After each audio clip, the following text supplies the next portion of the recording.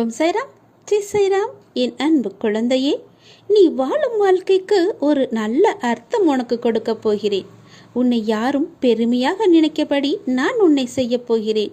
உன்னை விட்டு போனவர்களெல்லாம் மீண்டும் உன்னிடம் வந்து சேரப்போகிறார்கள். உன் நீண்ட நாள் காத்திருப்புக்கு ஒரு முடிவு கட்டப் போகிறேன். ஒரு நிமிடமாவது எனக்காக ஒதுக்கி இதை கேள். முடிவில் நீயே முகம் மலர்வாய்.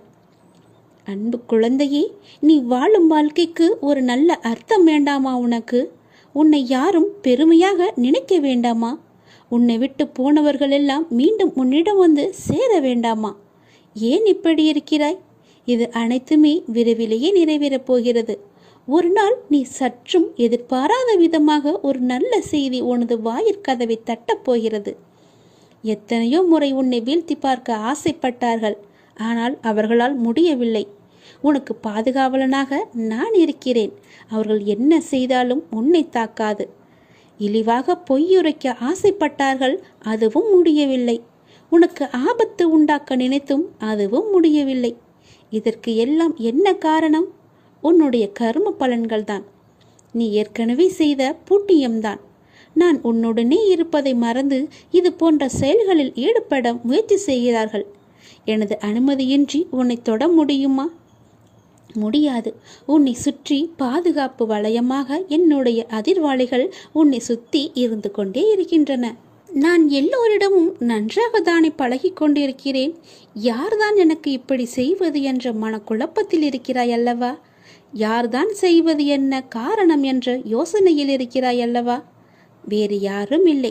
உன்னை சுற்றி நல்லவர்களை தவிர மற்றவர்களுக்கும் இடம் கொடுத்திருக்கிறாய் நீ. இதை தவிர உனக்கு நம்பிக்கை வேறு இல்லை. எதிலுமே முதலில் உன்னை மாற்றிக்கொள்ள நீ பழகிக்கொள். எது நடந்தாலும் முதலில் உனக்கு உன் மீதே நம்பிக்கை வேண்டும். அது உன்னிடம் குறைவாக இருக்கிறது. பிறகு நடக்கப் போவதைக் கண்டு நீயே ஆச்சரியமாக பார்க்கப் போகிறாய். நான் உன்னை அழைக்கின்றேன். நீ என்னை நோக்கி வா, விரைந்து வா. நான் அழைத்தால் மட்டுமே உன்னால் வர முடியும். எப்போது உன்னுடைய காலடி இந்த சீரடி மண்ணில் படுகிறதோ அக்கணமே உனது கர்ம பலன்கள் அனைத்துமே விலகி உன் கஷ்டங்கள் அனைத்துமே உன்னை விட்டு ஓடி ஒளியும். நான் இருக்கிறேன், நீ கலங்காதே. நீ அழைத்தால் நானே வருவேன். இப்போது நான் உன்னை அழைக்கிறேன். நீ என்னை நோக்கி சீரடியில் என்னை பார்க்க சீரடிக்கே நீ வா. சீரடிக்கு வரும் வாய்ப்பை நான் உனக்கு கொடுத்து விட்டேன். உனக்கு நான் கொடுப்பதை எவராலுமே தடுக்க முடியாது. உனக்கானதை உரிய காலத்தில் கொண்டு வந்து உன்னிடமே சேர்ப்பேன். நீ என்னுடைய பிள்ளை. உனக்கானதை கொடுப்பதற்காகத்தான் சீரடிக்கு உன்னை வரவழைக்கப் போகிறேன். சீக்கிரம் வா.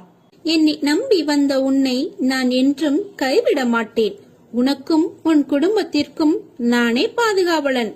இனி உன்னை பற்றியோ உன் குடும்பத்தை பற்றியோ நீ கவலைப்படாதே. எல்லாம் நான் பார்த்துக் கொள்கிறேன். என் அன்பு குழந்தையே, நீ முதலில் மனதை அடக்கு. மனம் தடுமாறுகிறது. எப்போதும் அலைப்பாய்ந்தபடியே இருக்கிறது. இதை அடக்கி நிலைப்படுத்தும் வழி என்ன? நம் மனம் எப்பொழுதும் எதை பற்றியேனும் சிந்தித்துக் கொண்டே இருப்பதால் தெளிவான முடிவுகளை எடுக்க முடியாமல் தடுமாறும். குறிப்பாக சின்ன சின்ன விஷயம் அவ்வப்போது நடக்கும். அதை பற்றியே பெரிதாக விரிவுபடுத்தி பார்ப்பதுதான் மனதின் இயல்பு. உதாரணமாக, யாராவது நம்மை திட்டிவிட்டால் பதிலுக்கு நம்மால் திட்ட முடியாத போது நேரில் கூனி குறுகிவிட்டு அவருக்கு பின்னால் அவரை மனதிற்குள் அதிகமாக திட்டுவது போல், அடிப்பது போல, கொள்வது போல கற்பனை செய்து தன்னை ஒரு பெரிய கதாநாயகனாக காட்டிக்கொண்டு ஒரு பெரிய கதையை பின்னிக் கொண்டிருப்போம். பொறாமை, சந்தேகம், அவமதிப்பு, கோபம், பயம், அவமானம், பேராசை, தற்பெருமை, கட்டுப்படுத்த முடியாமல் வளவளவென பேசுதல் போன்ற உணர்ச்சிகள் நம்மை தாக்கும் போது மனம் அதிலேயே உழன்று அதில் ஏதோ தீர்வை காண்பது போல தன்னிலே உழன்று கொண்டிருக்கும். உணர்ச்சியை கட்டுப்படுத்த முடியாத போது அதை வெளிப்படுத்தி விடுவோம். மற்ற சமயங்களில் எல்லாமே மனதிற்குள் தான் அரங்கேற்றமாகும். இதனால் தான் மனம் நிலை கொள்ளாமல் தவிக்கிறது. இதை அடக்க வேண்டும். எப்படி அடக்குவது? முழுமையாக அந்த எண்ணங்கள், சிந்தனைகள் உங்களை கடந்து போகட்டும் என விட்டுவிட வேண்டும். கண்களை மூடி அமைதியாக இந்த நிகழ்வுகள் முடியும் வரை நீங்கள் உட்கார்ந்திருங்கள். கரையான்கள் புற்றிலிருந்து புறப்படுவதைப் போல இந்த எண்ணங்கள் மனதிலிருந்து புறப்பட்டு சென்ற பிறகு மனதில் ஒரு வெற்றிடம் தோன்றுவதை உங்களால் உணர முடியும். இந்த வெற்றிடம் துவக்கத்தில் ஒரு சிறு வினாடிகள் வரை நீடிக்கும். இதையே பழக்கப்படுத்தினால் ஒரு சில நிமிடங்கள் தொடரும். காலப்போக்கில் நிமிடங்கள் மணிக்கணக்கில் ஆகும். இந்த எண்ணங்களை கட்டுப்படுத்ததான் மூக்குக்கு மேலே புருவ மத்தியில் ஒரு கற்பனை உருவத்தை கொண்டு வந்து நிறுத்தி கொண்டு அதில் பார்வையை செலுத்துவார்கள். இப்படி செய்து வந்தால் எண்ணங்கள் தடைப்பட்டுவிடும் என்பது நமது முன்னோர்கள் கண்டறிந்த உண்மை. இதை பின்பற்றி நீங்கள் பாருங்கள். எதன் மீதாவது ஆசைப்படுதல், எண்ணமிடுதல் ஆகியவற்றாலும் மனம் அலைப்பாயும். பகவான் சாய்ராம் மீது பாரத்தை வைத்துவிட்டால் எல்லாம் நாளடைவில் சரியாகிவிடும். கவலையை விட்டொழி, உறுதியுடன் இரு. என் பக்தர்களை நான் துக்கப்படுவதில்லை. சீரடியில் நீர் கால் வைத்த அக்கணமே உம்முடைய துன்பத்திற்கு முடிவேற்பட்டுவிட்டது. நீ தடங்களின் கடலில் கழுத்து வரை மூழ்கி இருக்கலாம். துக்கமும் வேதனையுமாகிய படுகுழியில் ஆழமாக அமிழ்ந்து போயிருக்கலாம். ஆனால் யார் இந்த மசூதிம்மாயின் படிகளில் ஏறுகிறாரோ அவர் சுகத்தின் மீது சவாரி செய்வார். இவ்விடத்தில் இருக்கும் பக்கீர் மகா தயாளன் உம்முடைய வியாதியையும் வலியையும் நிர்மூலமாக்கி விடுவார். அனைவரின் மீதும் கருணை கொண்ட இந்த பக்கீர் அன்புடன் உம்மையும் பாதுகாப்பார். எந்த ஜென்மத்தில் என்ன புண்ணியம் செய்தாயோ நான் உனக்கு குருவாக வந்திருக்கிறேன். நீ பாபாவின் பாதுகாப்பில் இருக்கிறாய். நீ செய்த பாவங்களை போக்கவும் உனது பாரத்தை முழுவதுமாக சுமப்பதற்காகவும் நீ படும் வேதனையிலிருந்து உன்னை விடுவிக்கவும் எதை எதை இழந்தாயோ அதை மீண்டும் பெறுவதற்காகவும் உன்னை முழுவதுமாக புரிந்து கொள்ளாமல் தவறாக நினைத்து உன்னை விட்டு நெடுதூரம் சென்றவர்களுக்காகவும் நான் உனது குருவாகவும் நீ எனது பக்தனாகவும் இருக்கிறாய். உனது கர்ம பலன்களை விலக்கி உனது துயரங்களை போக்கி தக்க சமயத்தில் அனைத்தும் உன்னை தேடி வர செய்து அனைவரும் வியக்கும் வண்ணம் வாழ்க்கையில் உன்னை உயர்த்தப் போகிறேன். கவலைப்படாமல் இரு. அப்பா நான் இருக்கிறேன். கலங்காதே. எதற்காகவும் எப்பொழுதும் கலங்காதே. மகிழ்ச்சியாக இரு. கால நேரம் எல்லாமே உன்னை தேடி வந்து கொண்டிருக்கிறது. பொறுமையாக இரு. மனம் தளராதே. அப்பா நான் இருக்கிறேன். ஒருவர் வாழ்வில் சத்குருவின் பாதுகாப்பு என்பது மிகவும் வலிமை வாய்ந்த படைக்கலாகும். ஏனெனில் தன் குழந்தைகளை காப்பதற்காக சத்குரு எந்த அளவுக்கு எந்த உறவில் செல்வார் என்பதை யாராலும் கற்பனை செய்து கூட பார்க்க முடியாது. எந்த உருவத்தில் வேண்டுமானாலும் செல்வார். இருக்கும் வரை சந்தோஷமாக இருப்போம் என்ற எண்ணத்தை விட்டுவிடு. ஏனெனில் நடந்ததும் நடப்பதும் நடக்கப் போவதும் இறைவனின் கையில். எனவே தூய்மையான எண்ணம், தூய்மையான செயல்களுடன் இறைவனை சரணடை. இருப்பதை கொண்டு நிம்மதியாக வாழ பழகு. சதா காலமும் சாய்ராம் என்ற நாமத்தை உச்சரித்து அவன் நினைவில் வாழு. 1 மணி நேரம் ஓம் ஸ்ரீ சாய்பாபாவின் நாமம் சொன்னால் 1 மணி நேரம் நீங்கள் மௌன விரதம் இருப்பதாகிறது. 1 மணி நேரம் நீங்கள் பாபாவுக்கு சம்மதமாக வாழ்ந்தாகிறது. 1 மணி நேரம் ஹரிச்சந்திரன் போல் உண்மையை பேசியதாகிறது. 1 மணி நேரம் நீங்கள் உங்கள் மரணம் என்கிற பரீட்சைக்கு தயார் செய்கிறீர்கள் என்று ஆகிறது. 1 மணி நேரம் பூஜை செய்ததாகிறது. 1 மணி நேரம் உங்கள் பாவத்தை போக்கிக் கொள்ள பிரயாச்சித்தம் செய்ததாகிறது. 1 மணி நேரம் பாபாவை நோக்கி சில படிகள் முன்னேறியதாகிறது. 1 மணி நேரம் ஓதுவதாகிறது. 1 மணி நேரம் பெரியோர்கள் சொல் பேச்சு கேட்டதாகிறது. 1 மணி நேரம் நீங்கள் பக்தராகிறீர்கள். 1 மணி நேரம் நீங்கள் சாய்பாபாவினால் ஆசீர்வதிக்கப்படுகிறீர்கள். 1 மணி நேரம் உங்கள் புலன்களை ஜெயித்தவர்களாகிறீர்கள். 1 மணி நேரம் தியானம் செய்தவராகிறீர்கள். 1 மணி நேரம் சமாதியில் உள்ளவர் ஆகிறீர்கள். 1 மணி நேரம் ஒழுக்கமானவராக ஆகிவிடுகிறீர்கள். 1 மணி நேரம் நேர்மறையாக இருக்கிறீர்கள். 1 மணி நேரம் உங்கள் வாழ்க்கையில் பொள்ளித்தனமான வாழ்க்கையில் இருந்து விடுதலை அடைகிறீர்கள். 1 மணி நேரம் பாபா உங்கள் கையை பிடித்துக் கொண்டு இருக்கிறார். 1 மணி நேரம் நீங்கள் பாதுகாக்கப்படுகிறீர்கள். 1 மணி நேரம் உங்களுக்கு தெரியாமல் உங்களை சாய்பாபா ரசித்துக் கொண்டிருக்கிறார். 1 மணி நேரம் மகான்கள் வாயில் வந்த நாமத்தை நாமும் சொல்வதால் அவர்களுடைய பிரசாதத்தை உண்டவர்கள் ஆகிறீர்கள். இந்த 1 மணி நேரத்தினால் பாபா நீங்கள் செய்த தவறுகளை மன்னித்து காக்குகிறார். 1 மணி நேரம் யாகம் செய்தவராகிறீர்கள். 1 மணி நேரம் பாபாவை நீங்கள் கடனாளி ஆக்குகிறீர்கள். 1 மணி நேரம் நீங்கள் கங்கையில் குளித்தவராகிறீர்கள். 1 மணி நேரம் யமுனையில் குளித்தவராகிறீர்கள். 1 மணி நேரம் காவிரியில் குளித்தவராகிறீர்கள். 1 மணி நேரம் சீரடி மண்ணில் உருண்டு பிறண்டவராகிறீர்கள். 1 மணி நேரம் கோடி கோடியான புண்ணியத்தை சம்பாதிக்கிறீர்கள். எல்லாவற்றிற்கும் மேல் நாமம் வேறு இல்லை, சாயும் வேறு இல்லை. அந்த 1 மணி நேரம் பாபாவே உங்கள் நாக்கில் எச்சில் பட்டு கட்டொண்டு இருக்கிறார். பாக்கியம் செய்திருந்தால் மட்டுமே பாபாவின் திருநாமத்தை நம்மால் சொல்ல முடியும். உனக்கு உதவியரை ஒருபோதும் மறக்காதே. உன்மேல் அன்பு கொண்டவரை ஒருபோதும் வெறுக்காதே. உன்னை நம்பியவரை ஒருபோதும் ஏமாற்றாதே. வருங்காலத்தை நினைத்து கவலைப்படாதே. வாழும் இந்த உலகத்தில் நான் உன்னுடன் இருக்கின்றேன். உன் வருங்காலத்தை நான் நல்ல முறையில் உருவாக்கி தருவேன். நீ நலமோடும் வளமோடும் வாழ்வாய். உன் தேவைகள் அனைத்தும் நிறைவேறும்.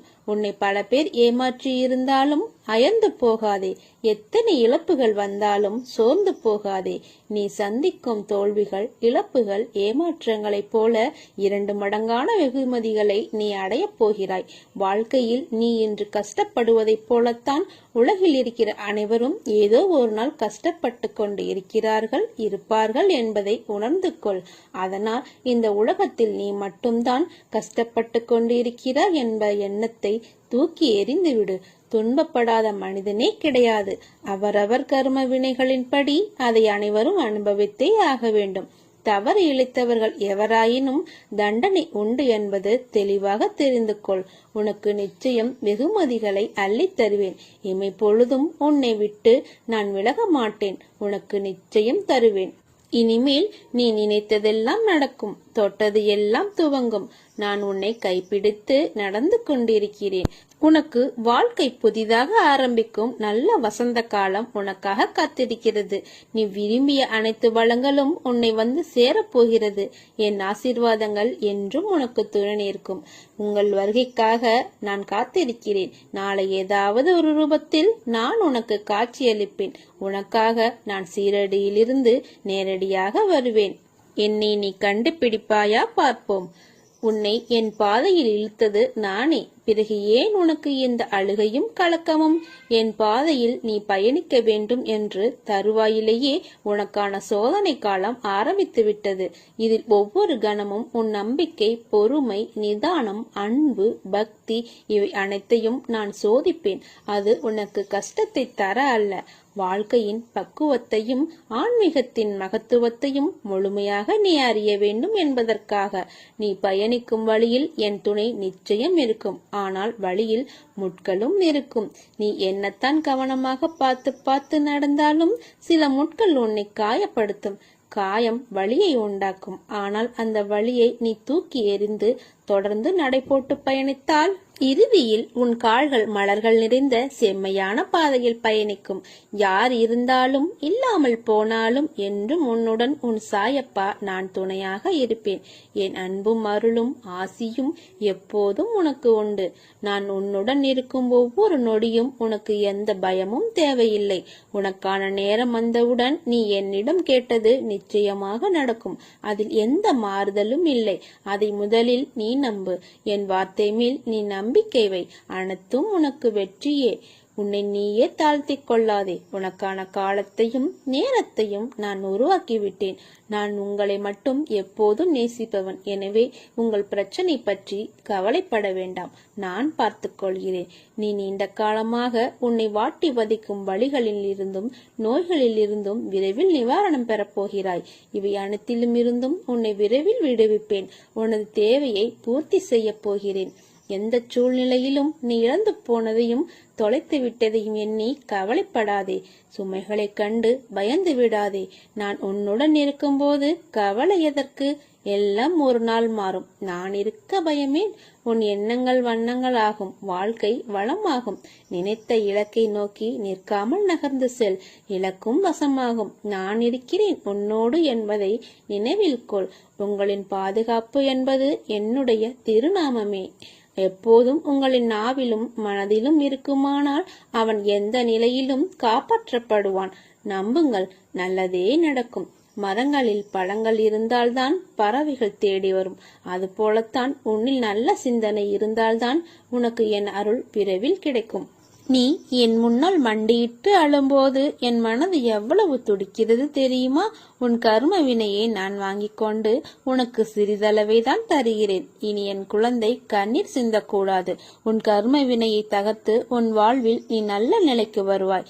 இது என்னுடைய வாக்கு. அதுவரை நம்பிக்கையுடன் பொறுமையாக காத்திரு. பயப்படாதே, நான் உன்னோடு இருக்கிறேன். எப்போது எங்கே என்னை நீ நினைத்தாலும் நான் உன்னோடு இருப்பேன். பயப்படாமல் இரு. இதை நன்றாக உன் மனதில் மனப்பாடம் செய்து கொள். நம்பிக்கை, பொறுமையோடு இருங்கள். பொறுமை என்பது காத்திருக்கும் திறன் அல்ல, ஆனால் காத்திருக்கும் போது அது ஒரு நல்ல அணுகுமுறையை வைத்திருக்கும் திறன். உனக்கு எந்த கெடுதல் வராமல் இருக்க தான் சீரடியிலிருந்து பார்த்து பார்த்து செய்து கொண்டிருக்கிறேன். நீ என்னை அழைத்தாயா?